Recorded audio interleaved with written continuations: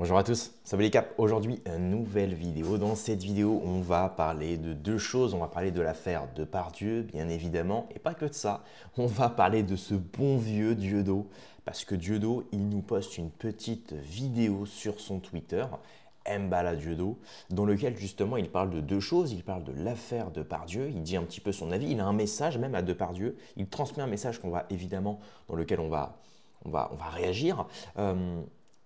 Et au-delà de ça, il parle aussi parce que dans le monde du showbiz, en ce moment, c'est la pagaille. On l'a vu donc avec le bannissement de Depardieu dont parle Dieudonné, mais aussi l'affaire Blanche Gardin qui a fait parler. Dieudonné avait aussi réagi et évidemment dans sa vidéo, dans sa petite vidéo d'actualité, disons, il fait une petite synthèse dans laquelle il dit justement que les progrès, notamment du côté de l'IA, sont très très bons parce qu'on va pouvoir s'extirper de tout ça, de tous ces médias et de tout ce showbiz qui vous accepte un temps du moment que vous allez dans le même sens que lui. On va y revenir bien évidemment. Jérémy Assou avait qualifié les plaignantes de menteuses et d'hystériques. Alors voilà, donc pour rappel évidemment, Depardieu, c'est pas la première fois qu'il est jugé. Alors, il devait être jugé en octobre, mais finalement, vu son état de santé, il n'a pas trop pu être jugé, donc ça a été décalé à fin mars. Euh, et c'est vrai que le petit Depardieu, bon, bah, voilà, il est comme connu pour être un petit peu ce qu'on appelle la vieille France, un petit peu machiste, un petit peu, bon, c'est un petit peu, disons que c'est une France un petit peu plus crue qu'aujourd'hui, où on est dans la société du consentement, on est dans la société aujourd'hui, hein, vous le savez vous-même, hein, la drague de rue, c'est limite considéré comme du harcèlement pour certaines. Euh, donc c'est vrai que derrière tout ça, bah, il y a évidemment des retombées sociétales, ne serait-ce que les hommes qui n'osent plus aborder les femmes dans la rue, les femmes qui n'osent plus draguer, les hommes qui n'osent plus ne serait-ce qu'avoir un contact avec des femmes parce que bon, bah, ils ont peur qu'on les taxe d'harceleurs, qu'on les taxe sur les réseaux sociaux, qu'on les cible, hein, même qu'on les cible sur les réseaux sociaux, donc qu'ils puissent ensuite perdre leur emploi, salir leur image publique pour ceux qui sont connus. Et on le voit que c'est une méthode d'ailleurs, malheureusement, c'est une méthode très utilisée par certaines femmes vicieuses qui utilisent évidemment ce fameux donc le MeToo, le balance ton porc et tout ce qui s'ensuit pour justement obtenir des choses de la part d'hommes avec qui elles ont eu une relation. Il y a le cas même par exemple Mbappé, hein, Mbappé qui était sorti avec une femme des pays du Nord et donc quelques jours après la femme dit voilà il m'a fait ceci, il m'a fait cela, donc évidemment tollé, ça provoque un tollé dans les médias et après elle retire sa plainte. Bon, on peut se douter évidemment qu'Mbappé a dû lui filer un cachet. Mais elle a eu ce qu'elle voulait finalement. Alors on ne sait pas si c'est vrai, si c'est faux, on ne saura jamais finalement. Mais malheureusement, ce qui est problématique, c'est que beaucoup de femmes comprennent comment fonctionne justement ce nouveau système du consentement et de la pression et du chantage sur les hommes, euh, notamment pour les hommes du côté SEIXUEL et pour les femmes du côté économique. Et donc évidemment, chacun y trouve un petit peu son compte. Hein. Sinon, à l'époque, on appelait ça la promotion canapé. Hein. C'était le producteur véreux et vicieux sur son canapé qui attendait qu'une femme lui fasse je vais pas vous faire un dessin, hein, lui fasse, j'ai pas d'expression, lui taille le bambou, voilà. Lui taille le bambou en échange d'une bonne place dans un film ou voilà. C'était un petit peu, voilà, la meuf avait la notoriété, et elle avait une certaine, bah, elle avait des revenus conséquents, une notoriété, une image publique, une carrière de lancer, et derrière le producteur, il avait sa petite pipe, voilà, comme il le voulait. Et donc aujourd'hui, évidemment, c'est un monde qui change. Ça, on va pas je suis évidemment le premier à m'en réjouir que c'est un système qui change. Le problème, c'est comme je le disais, j'en reviens à ce que je disais, beaucoup de femmes, malheureusement, elles sont véritablement agressées, véritablement VIOL. On peut pas trop dire ces mots-là sur YouTube, donc je prends énormément de pincettes. Encore une fois, excusez-moi si les termes ne sont pas les bons, si les termes sont un petit peu modifiés. C'est pas de ma faute, c'est l'algorithme. Hein. Et donc évidemment, voilà, c'est le problème, c'est qu'il y a des femmes qui, elles, ne sont pas des femmes avec de la notoriété ou qui n'ont pas une carrière, donc évidemment qui sont bien moins entendues que les stars, et qui, elles, ont véritablement des vraies agressions glauques et immondes, hommes comme femmes d'ailleurs, hein. Bon, bien que c'est plus présent chez les femmes, évidemment. Et le problème, c'est qu'aujourd'hui, on a tendance à de moins en moins croire les femmes parce que beaucoup de femmes peuvent mentir, Beaucoup de femmes font du chantage, beaucoup de femmes font des pressions sur certains hommes pour obtenir ce qu'elles veulent. Voilà, c'était la petite digression de la vidéo.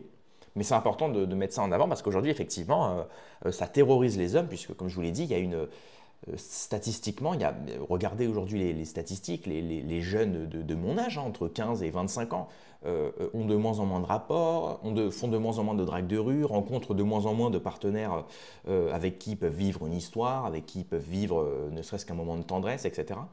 Donc évidemment, c'est un chiffre en baisse. Et comme par hasard, on est dans la société du consentement où il y a de plus en plus de cas de MeToo, de chantage, de VIOL, et je pense effectivement que ça rentre en corrélation. Voilà. Donc ça, c'était pour introduire la vidéo, le dossier de Pardieu. Donc évidemment, voilà, il leur a mis une main aux fesses, etc. Bon, sur ça, on va pas forcément tergiverser 15 000 ans. Maintenant, on va passer évidemment aux propos de Dieudo, qui nous dit dans son tweet, et ensuite on regardera la vidéo, le bannissement de Dieudonné nous en apprend un peu plus sur qui contrôle le cinéma français. Ah ouais, il y va franco le Dieudo. Il est temps de s'émanciper de cette mafia. J'invite Gérard à me rejoindre. Je lui propose un rôle dans mon film, Un Africain sur la Lune. L'union fait la force. Dieudosphère.com. Donc là, on apprend deux choses. Que Dieudo, il va faire un film, et qu'en plus, il invite Depardieu dans son film. On va passer des valseuses aux les valseurs. Ah non, vraiment. Bon, évidemment, vous vous en doutez bien, c'est pas un film... c'est pas un film comme vous l'entendez, c'est un film produit par l'IA. Et justement, c'est les propos de Dieudo qui envoie une invitation à Depardieu et qui parle justement de son futur film qui sortira donc en fin d'année 2025. Écoutez bien. Amis internautes, bonjour, bonsoir, que la paix soit avec vous, mes amis. L'affaire Depardieu, on ne parle que de cela depuis le début de la semaine.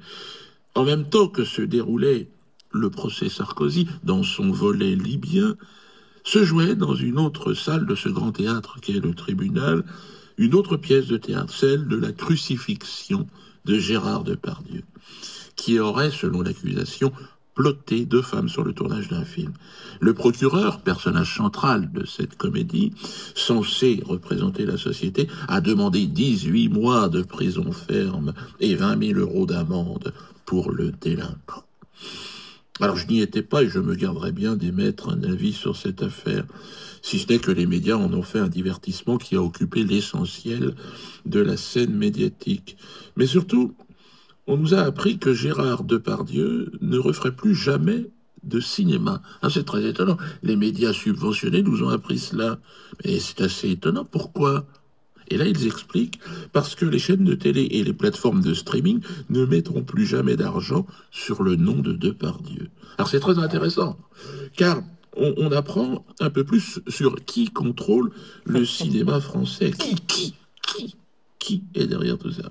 Alors on sait maintenant que ce n'est plus le talent, ce ne sont pas les idées, mais un petit groupe de personnes, donc dirigés par toujours les mêmes, hein, ceux qui détiennent les chaînes d'infos, la haute finance internationale, ce qui explique l'état absolument désastreux dans lequel se trouve le cinéma français. Et donc moi j'ai dénoncé cette mafia il y a déjà très longtemps, mais aujourd'hui grâce à la technologie, il est possible de contourner ces méchants et faire un nouveau cinéma grâce à l'intelligence artificielle. Alors cela demande énormément de travail, hein. Donc on ne peut avoir des images dignes d'un cinéma hollywoodien tout en conservant des voix humaines. C'est ça qui est important. Donc je suis content de me confronter à cet exercice avec cette comédie Un Africain sur la Lune. Donc je vous allez, on va vraiment beaucoup rigoler. Vous pouvez participer à cette aventure en commandant dès maintenant votre film en lien sous cette vidéo. C'est bien de ne plus dépendre de cette mafia. Alors là, il y a plein de choses à dire. On va revenir sur plein de choses parce que déjà Dieudo, bon, brillant comme d'habitude. Alors effectivement, il dit plusieurs choses et on se rend compte que le cas de Depardieu, c'est pas la première fois qu'il se met ce qu'on peut appeler la communauté de la finance ou le lobby de la finance à dos, comme dit Gérard Chevrier. Le lobby de la finance, j'aime bien. Alors, il faut comprendre que Gérard Depardieu, il a sorti un film il y a assez longtemps, que je me suis rematé d'ailleurs il n'y a pas longtemps que ça. Ça s'appelle Welcome to New York. Et en fait, ça retrace justement l'événement Strauss-Kahn, la fameuse affaire Strauss-Kahn, avec ce que disait Jean-Marie Le Pen, paix à son âme, le shampoing Strauss-Kahn. Cette fameuse affaire où Dominique Strauss-Kahn se rend à son hôtel, je crois que c'était pas le Sofitel, si, c'était quoi? Bon, je ne sais plus le nom de l'hôtel, c'est une grande franchise d'hôtels. Donc il se rend dans cet hôtel-là, c'est un détail pas très important. Il se rend dans cet hôtel-là. Il fait la bringue toute la nuit, la bringue, j'ai 65 ans. Il fait la bringue toute la nuit et en fait le matin, donc évidemment au moment de repartir, il prend une petite douche et là il y a la femme de ménage qui vient faire la chambre. Donc évidemment elle demande est-ce qu'il y a quelqu'un? Est-ce qu'il y a quelqu'un? Elle n'entend rien. Bon, donc elle commence à faire la chambre et en fait dans la salle de bain il y avait donc Strauss-Kahn à Walp. Et donc là, évidemment, il voit la femme de ménage, qui était en plus une femme, vous savez, dans ces pays-là, c'était en Amérique, donc évidemment, dans ces pays-là développés, ce ne sont pas les autochtones qui font ce genre de métier-là. Comme vous le savez, ils font appel à l'immigration parce que c'est des métiers qui sont mal rémunérés, qui sont considérés par cette intelligentsia comme des sous-métiers. Donc évidemment, ils font appel à de l'immigration pour faire le sale boulot, comme on dit. Donc évidemment, c'était une femme africaine. Et donc en fait, apparemment, Strauss-Kahn aurait donc, voilà, il se serait fait plaisir, il l'aurait contrainte à lui faire certains, voilà, lui tailler le bambou, comme je disais en début de vidéo. Bon, c'est pas drôle du tout. Enfin, l'histoire n'est pas drôle. Donc évidemment, ça fait un tollé, parce qu'en plus c'est une femme noire, une femme du sous-prolétariat qui part de son pays pour vivre le rêve américain, voilà, qui nettoie les chambres d'hôtel, qui fait un métier difficile pour nourrir ses enfants. Voilà. Et donc en fait, Depardieu, il a fait un film là-dessus, Welcome to New York. Sauf que ce film-là, évidemment, il met en avant donc l'affaire Strauss-Kahn, il met en avant aussi la religion de Strauss-Kahn. Je vous laisse deviner laquelle. Et donc en fait, on apprend que ce film-là, il n'a pas été distribué par les grands médias, par les grands producteurs, par les grands distributeurs. Il a été fait un petit peu... D'ailleurs, il n'a pas si bien marché que ça, parce qu'effectivement, ce film-là n'a pas été... sur le moment, en tout cas au moment de sa sortie, voilà, il n'a pas été distribué correctement parce que les distributeurs estimaient que voilà, ça ne méritait pas d'être distribué. Et donc j'en parlais avec Gérard Chevrier et il me disait justement que c'est probablement parce que dedans, Depardieu voilà, attaque un petit peu Strauss-Kahn qui est un ancien de la FMI et en plus il met en avant sa religion. Voilà. Bon. Et ça, on en revient à ce que disait Dieudo, voilà, c'est effectivement à partir du moment où tu sais que ceux qui dirigent le monde du cinéma font partie de ce qu'on appelle le lobby de la finance, c'est eux qui décident ce qui passe ou non. Et donc, effectivement, on n'est plus du tout dans ce qu'on peut appeler une certaine méritocratie ou une certaine, comme il dit Dieudo, le talent qui prime. Ce n'est plus le talent qui prime, mais ce sont, disons, l'adhésion ou non et la soumission ou non au lobby de la finance. C'est-à-dire, si vous n'adhérez pas à la politique et au dogme du lobby de la finance, le lobby de la finance vous bloquera. Et là, on le voit aujourd'hui encore plus avec cette histoire-là qui se relance de Depardieu qui aurait donc bloqué deux femmes dans un tournage, il leur a mis une petite main aux fesses. Bon, comme je vous l'ai dit, Depardieu, c'est un mec de l'ancienne France, donc c'est pas impossible. Bon, voilà, c'est comme à l'époque, moi je me rappelle à l'époque de ma grand-mère qui me disait que à l'époque, dans les cafés, tout ça, bon, bah, les mecs un petit peu machos, ils disaient serre-moi un café, salope, hop, et une petite claque. Bon, bah voilà, non, mais c'est vrai, je veux dire, c'est des trucs qui existent. C'est des trucs qui existaient dans les années 50, dans les années. Bon, c'était une vieille France où effectivement, c'était l'homme blanc de plus de 50 ans comme ça, qui tapait du poing sur la table. Bon, aujourd'hui, c'est plus du tout ça. Sauf qu'aujourd'hui, on est passé d'une extrême à l'autre. On est passé d'une extrême, disons, intolérable à aujourd'hui l'extrême complètement, on nous infantilise totalement, quoi. C'est le consentement partout et tout le temps. C'est limite si on demande notre consentement quand on parle à quelqu'un. C'est non, non, vous ne m'avez pas demandé mon consentement pour me parler, donc je ne vous réponds pas et je vais porter plainte. Et bientôt ce sera reçu ce genre de plainte, donc ça c'est effrayant. Et donc ça c'est très intéressant. Et donc pour revenir maintenant sur Dieudo, pourquoi Dieudo parle-t-il de ça finalement? Pourquoi Dieudo, aujourd'hui, il soutient Depardieu? Il ne soutient pas Depardieu dans son histoire procéduriale, disons. Absolument pas. Absolument pas. Aujourd'hui, Dieudo, il a un point commun avec Depardieu, c'est que les deux sont mis au bagne du monde médiatique et médiatico-mondain, je dirais même.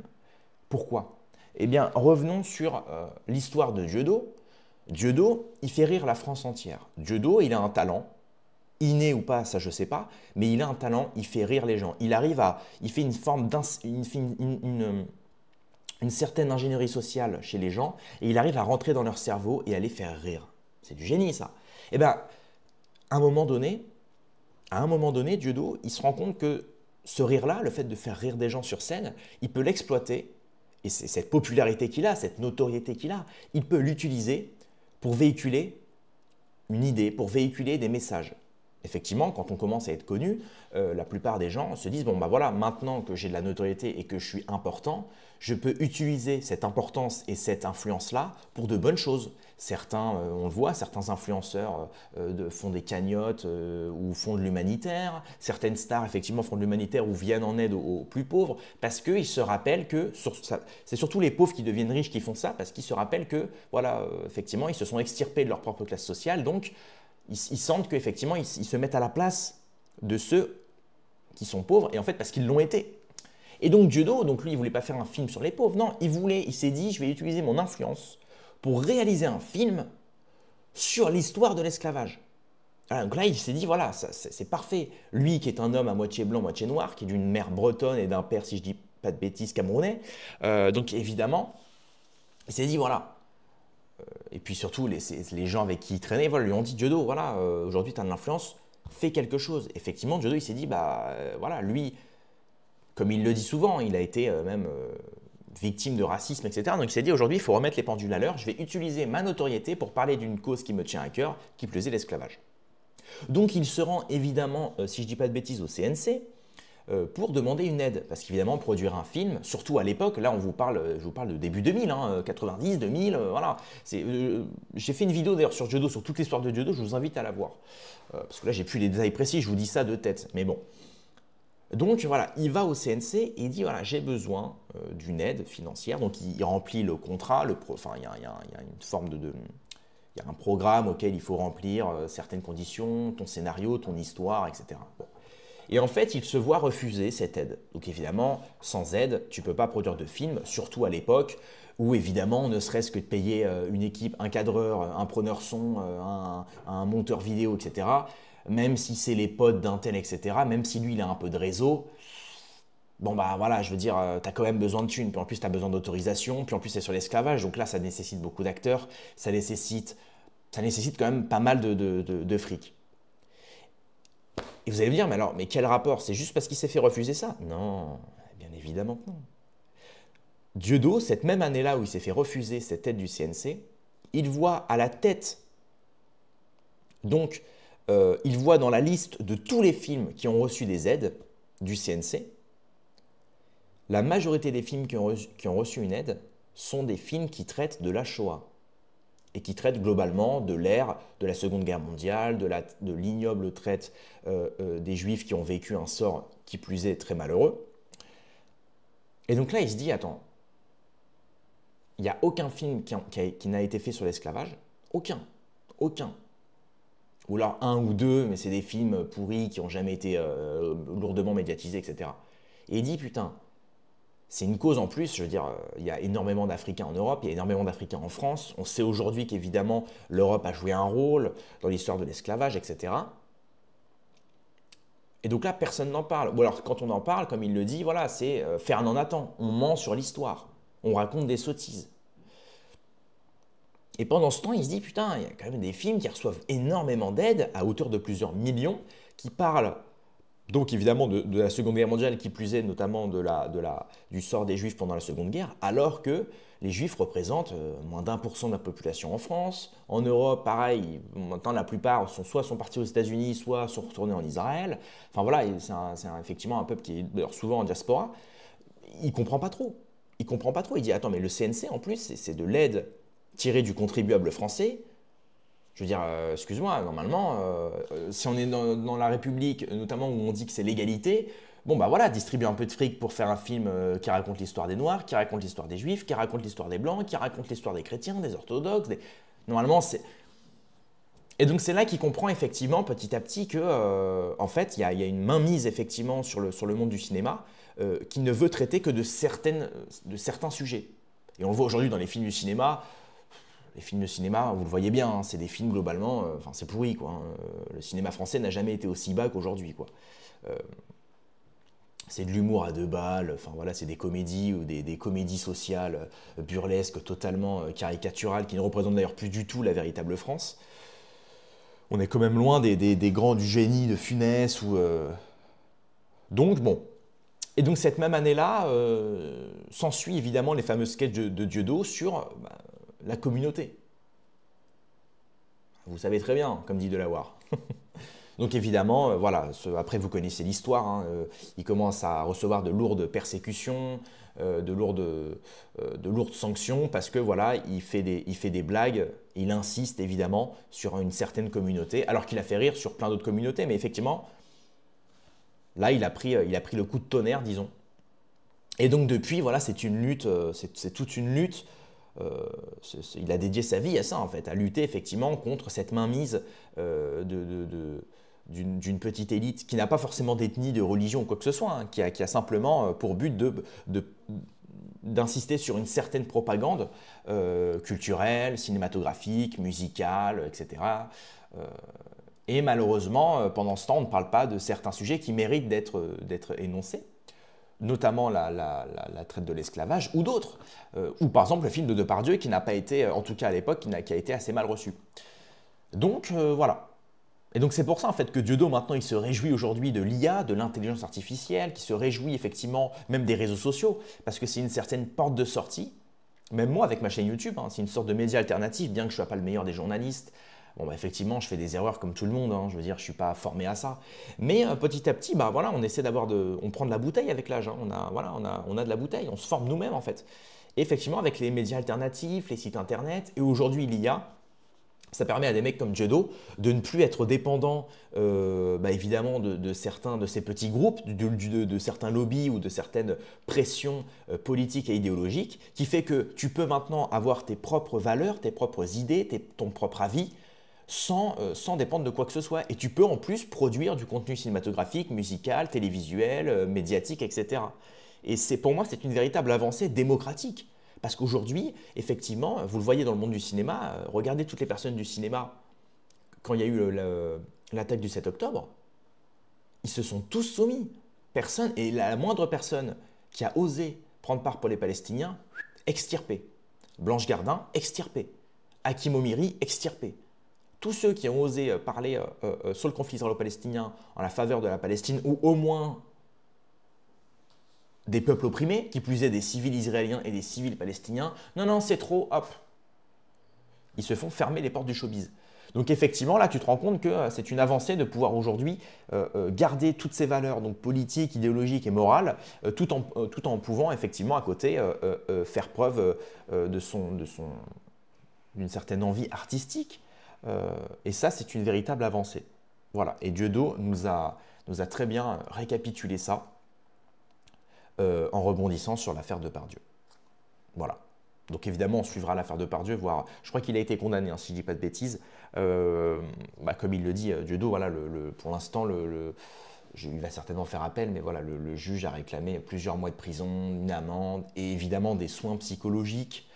Donc on verra si tout ça est avéré et comment va s'en sortir le jeune Depardieu. Bon après, s'il a déconné, il a déconné, hein, je veux dire, pas non plus, on peut pas faire l'avocat du diable tout le temps, hein. Donc on verra. Voilà. On verra l'avancement de la chose. Mettez un like, abonnez-vous, commentez, rendez-vous dans quelques heures demain pour une prochaine vidéo. Paix et amour sur mes amis et mes ennemis, et surtout sur mes ennemis.